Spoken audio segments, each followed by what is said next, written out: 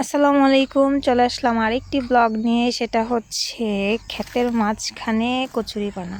এই কচুরিপানার যে ফুলগুলো, এগুলো খুবই সুন্দর।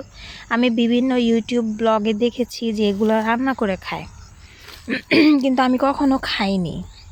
আমার দেখে খাওয়ার ইচ্ছা জাগছে, কিন্তু যেহেতু কখনো খাইনি আর রান্নার প্রসেসটা জানি না, তাই আসলে খাওয়া হয় নাই। তবে ইনশাল্লাহ যদি এগুলা খাওয়া মানুষের শরীরের জন্য উপকারী হয় তাহলে অবশ্যই খাবো। খুব সুন্দর লাগে। ফুল ছিঁড়তে আমার ভালো লাগে না, তাই আমি ছিঁড়লাম না। ফুল গাছেই সুন্দর, সেটা যে ফুলই হোক না কেন।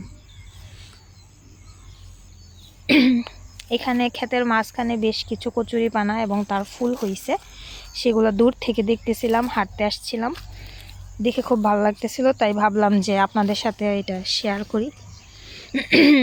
আগে আমরা ছোটোবেলায় যখন খেলতাম তখন এগুলো উঠায় উঠায় খেলতাম।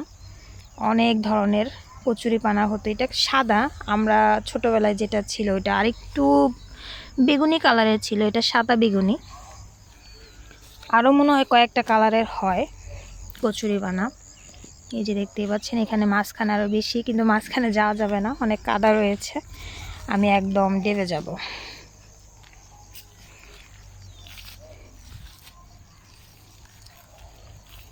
এই আর একটু সামনে যাচ্ছি, এখানে অনেকগুলো আছে। ও মাশাল্লাহ, এখানে অনেকগুলো ফুল হয়েছে, একদম হাতের কাছেই ধরা যাচ্ছে। এই যে আমি হাত দিয়ে ধরতেছি, খুব সুন্দর দেখা যাচ্ছে।